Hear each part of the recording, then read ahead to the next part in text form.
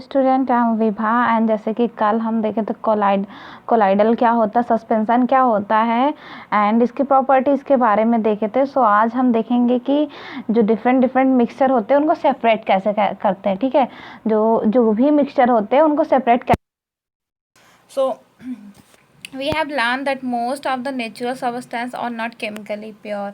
हमने ये पढ़ा है कि ज़्यादातर जो केमिकल सब्सटेंस होते हैं, ज़्यादातर जो नेचुरल सब्सटेंस होते हैं वो केमिकली प्योर नहीं होते हैं। ठीक है, उनमें जो होता है डिफरेंट केमिकल पाए जाते हैं, डिफरेंट कॉन्स्टिट्यूट पाए जाते हैं। ठीक है, so different method of separation are used to get individual component from a mixture is so different method of separation। so ऐसे कंपोनेंट के लिए क्या करते हैं, अलग अलग मेथड होते हैं सेपरेशन का, सब इंडिविजुअल कंपोनेंट पाने के लिए मिक्सचर से। ठीक है, मतलब there are different method of separation to use to get individual component from a mixture. किसी भी मिक्सचर से उसका एक इंडिविजुअल मतलब सारे का अलग अलग कंपोनेंट पाने के लिए different method of separation used होता है। ठीक है, separation make it possible to study the uses of individual component of a mixture. Separation क्या करता है, ये आपका पॉसिबल बनाता है जो मिक्सचर में इंडिविजुअल कंपोनेंट रहते हैं उनके बारे में स्टडी करने के लिए। ठीक है, जैसे आपका वाटर एंड NaCl है। ठीक है, तो उसमें दो कंपोनेंट है, एक वाटर का एक NaCl का है। ठीक है, तो जब आप सेपरेशन करोगे तो जो उसके इंडिविजुअल कंपोनेंट है जैसे आपका वाटर और NaCl है तो वो डिफरेंट अलग अलग हो जाएगा, और जब वो स्पेसिफिकली अलग हो जाएगा तो उसे स्टडी करना बेहद ही आसान हो जाएगा उसके बारे में।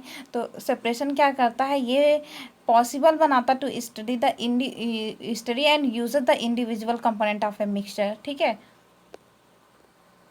heterogeneous mixture can be separated into their respective constituent by simple physical method by hand picking, sieving, filtration that we use in our day to day life।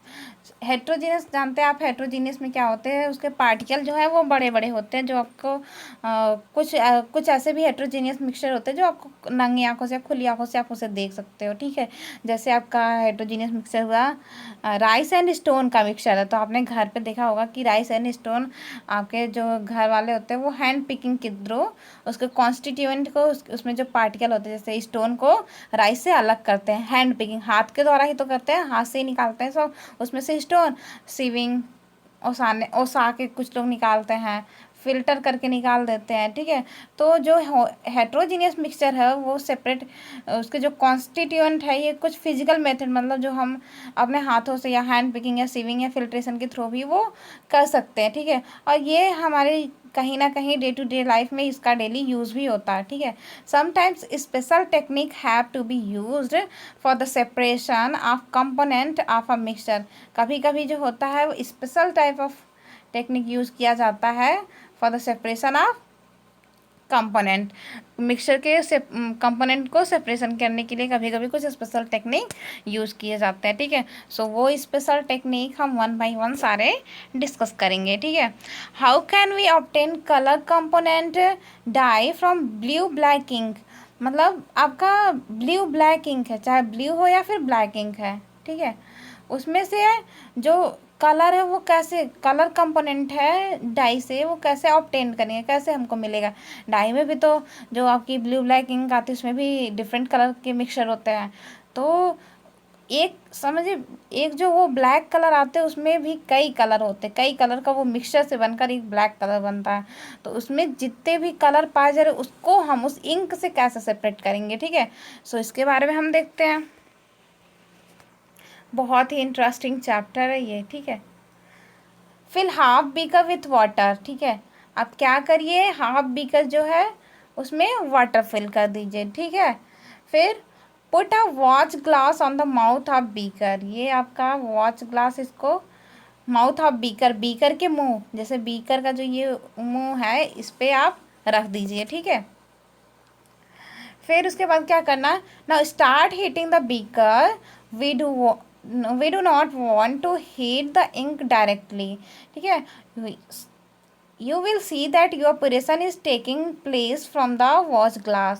आप क्या करेंगे फिर इसके बाद, आप डायरेक्ट इसे हीट नहीं करेंगे कि डायरेक्ट हीट पे रख के आपने हीट कर दिया, नहीं, आप डायरेक्ट नहीं करोगे। आप पहले एक बीकर लोगे, उसमें half glass of water fill करोगे, फिर यहाँ से आप उसे हीट करना शुरू करोगे, फिर देखोगे कि आपका जो है इवापोरेशन होना स्टार्ट हो जाएगा, ठीक है।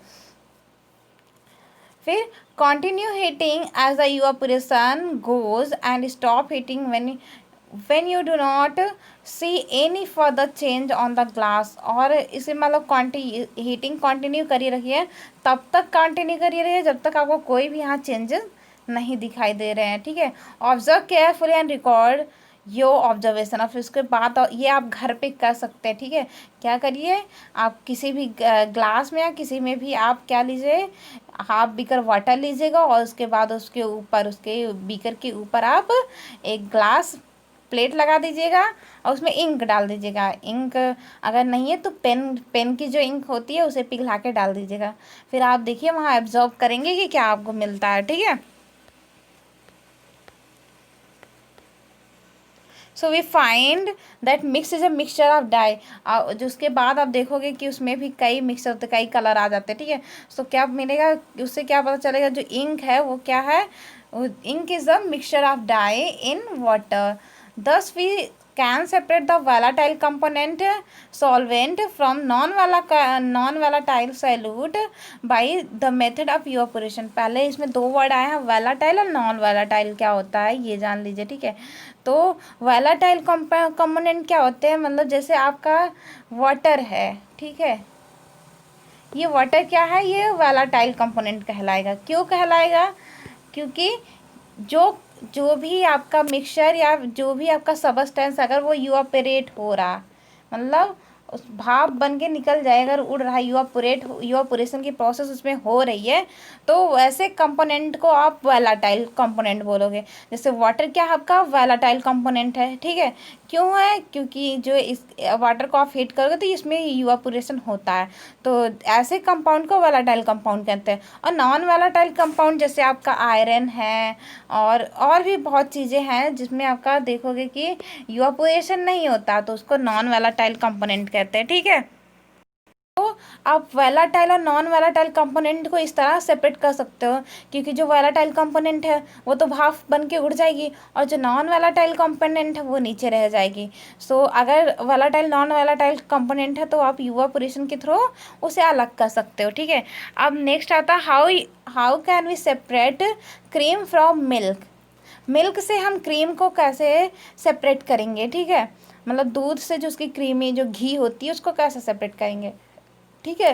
Nowadays we get full ice cream tone and double toned varieties of milk packed in poly pack और tetra pack in the market।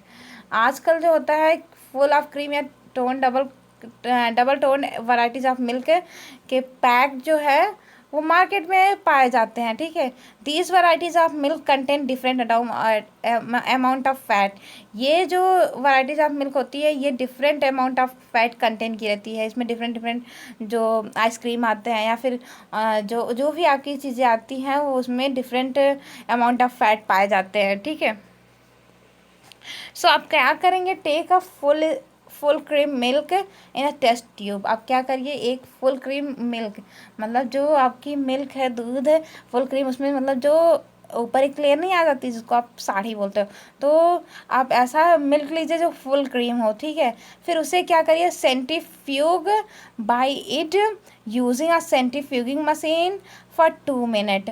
Centrifuge क्या है, ये एक मशीन होती है सेंट्रीफ्यूगिंग, ये आपकी सेंट्रीफ्यूगिंग क्या है, ये एक मशीन होती है जो क्या करती हैं, आपकी दूध से क्रीम को अलग कर देती हैं। और घरों में क्या करते हैं, जैसे क्या करती हैं, ये बहुत तेज़ी से मूव करती हैं, बहुत तेज़ी से ऐसे मूव करती हैं इस मशीन में, ठीक है।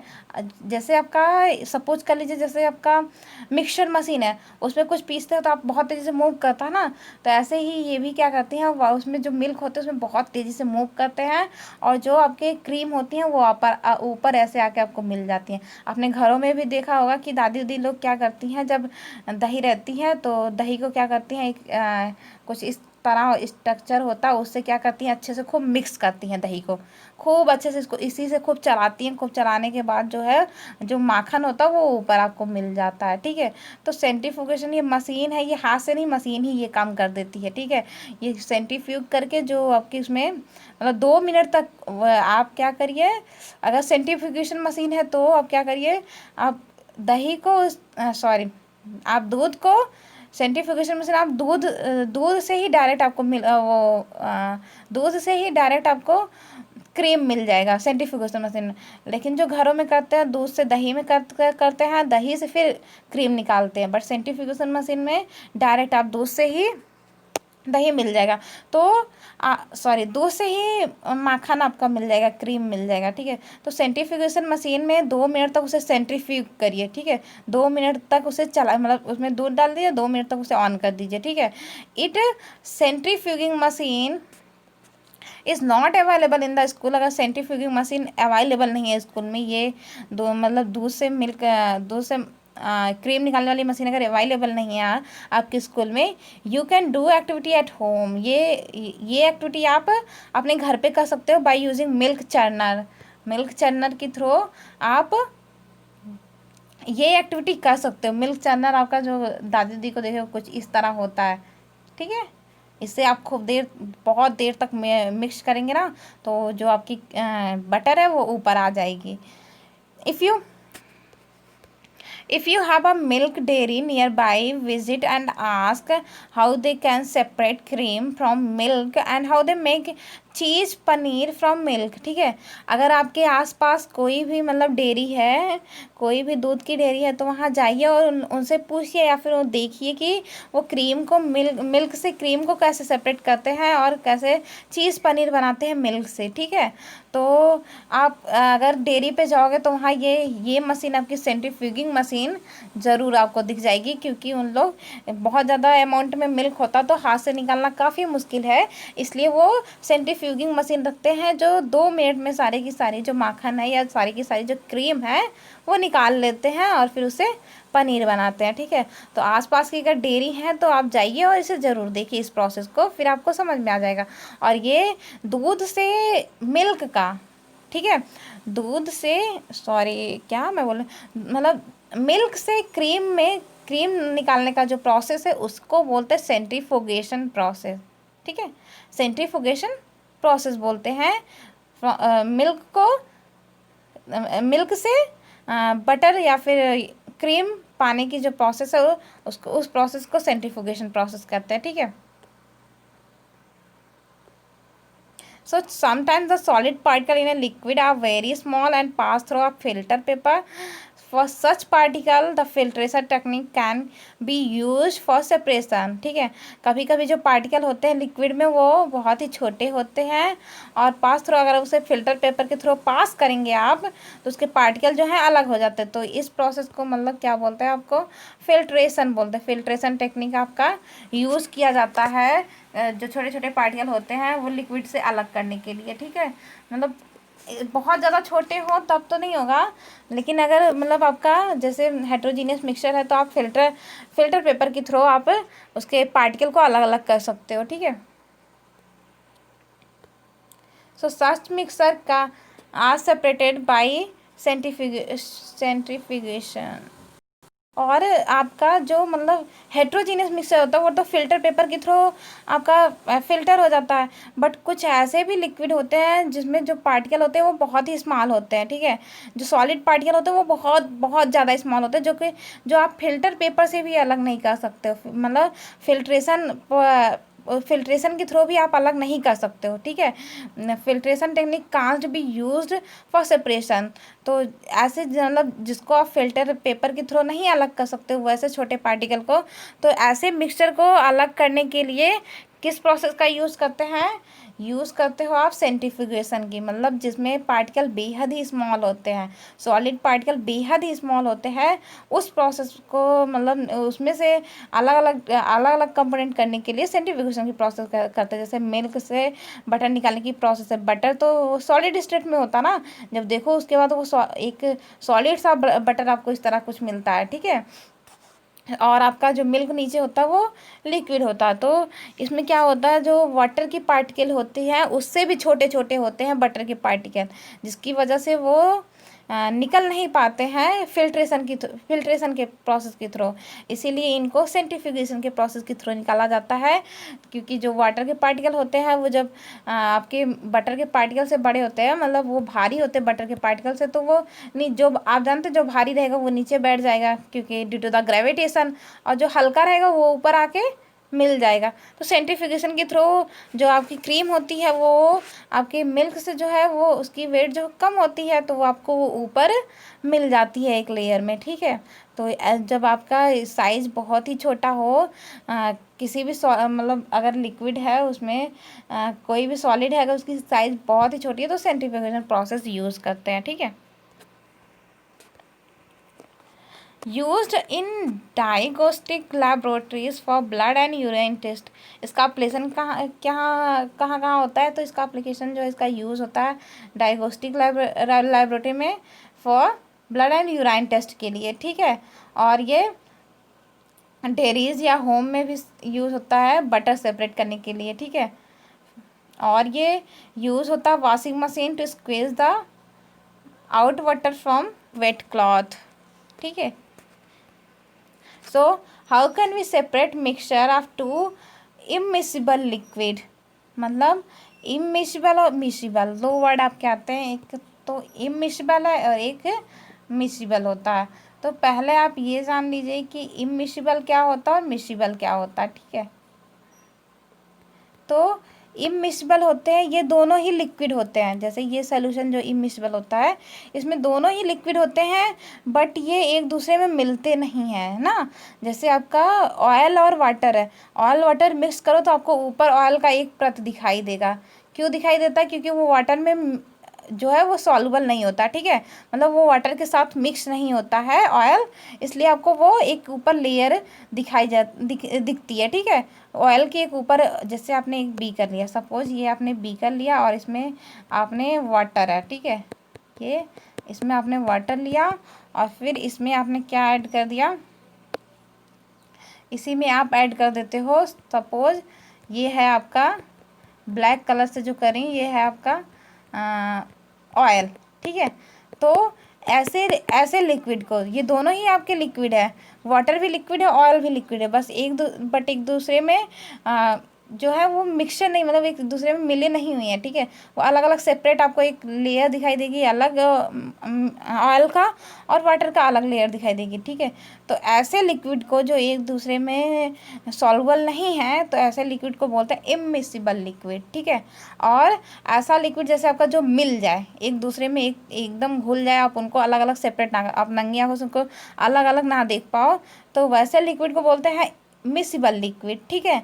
तो मिसिबल लिक्विड का एग्जांपल है जैसे अल्कोहल और वाटर का। अल्कोहल मतलब वो भी लिक्विड होती है, जैसे शराब नहीं आती मार्केट में और उसमें वाटर ऐड कर दो, तो क्या आप वाटर और शराब की अलग अलग पार्टिकल को देख पाओगे या अलग अलग उनके कंपोनेंट को देख पाओगे? नहीं। तो ऐसे मिक्सचर को क्या बोलते हैं? मिसिबल। इमिसिबल मतलब जो वाटर में मिसिबल ना हो, ठीक है। जो वाटर में मिसिबल ना हो उसको इमिसिबल बोलते हैं, और जो वाटर में मिसिबल उसको मिसिबल लिक्विड बोलते हैं, ठीक है। सो इमिसिबल लिक्विड जैसे केरोसिन ऑयल है या वाटर है, ठीक है। केरोसिन मिट्टी का तेल जो घरों में आप लोग के होगा, मतलब देखे होंगे। ये केरोसिन ऑयल को और वाटर को अलग अलग सेपरेट करने के लिए ये मेथड हम यूज़ करेंगे, ठीक है। ये जो है इसको डिस्टिलेशन प्रोसेस करते हैं, अभी बता रहे थे, इससे हम यूज़ करेंगे। तो आप क्या करोगे, फर्स्ट ऑफ ऑल इसमें let us try to separate kerosene oil from water by using separate funnel. आप सेपरेट फनल लोगे and pure mixture of kerosene oil and water in separating funnel. इसमें क्या कर दोगे, आप वाटर ले लोगे और उसमें pure mixture of kerosene oil ले लोगे और वाटर ले लोगे, ठीक है। ये आपका क्या है, ये आपका सेपरेटिंग फनल है, ठीक है। इसको क्या बोलेंगे, सेपरेटिंग फनल है। इसमें आप ले लोगे वाटर एंड ऑयल का मिक्सचर, थोड़ी देर के लिए आप ऐसे ही छोड़ दीजिए इसको, फिर आप देखोगे जो आपका केरोसिन का ऑयल है वो ऊपर एक लेयर, ऐसे आपको एक लेयर में मिलेगी और नीचे आपको वाटर मिलेगा, ठीक है। फिर इसे क्या करिए आप, इसे जो ये आपका ये कुछ इस तरह आपका लाइब्रेरी में पाया जाता है सेपरेटिंग फनल। इसमें नीचे जो होता है इसको क्या बोलते हैं, इसको बोलते हैं स्टॉप कॉक, ठीक है। ये आप यहाँ से इसको आप तब तक ये स्टार्ट कर दीजिए, ठीक है। जब आप देखोगे कि आपका जो ऑयल है ऊपर मिल गया है, नीचे आपका वाटर मिल गया है, फिर इसे स्टार्ट करोगे, फिर जो धीरे धीरे बूंद है वो गिरना शुरू हो जाएगी नीचे। तो वाटर आप क्या करिए, इसे तब तक सारे जब तक सारे वाटर के पार्टिकल नीचे गिर नहीं जाते, ठीक है। इसे स्लो पे स्टार्ट कर दीजिए, फिर देखोगे सारे वाटर पार्टिकल नीचे गिर गए। जब यही ऑयल यहाँ आपका स्टॉप कॉक पे पहुँच जाए तब आप इसको बंद कर दीजिए। तो आपका स्टॉप कॉक में जो उसके ऊपर जो फनल है, ये ऊपर क्या मिल जाएगा आपको, ऑयल मिल जाएगा, नीचे आपको वाटर मिल जाएगा, ठीक है। इस तरह आप वाटर एंड ऑयल को सेपरेट कर सकते हो, ठीक है।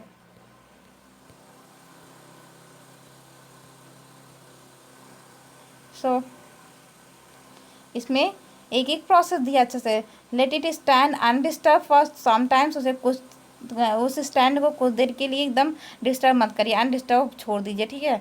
So that separate layer of oil and water are formed, मतलब फिर उसके बाद क्या होगा, एक सेपरेट लेयर वाटर की और ऑयल की फॉर्म हो जाएगी।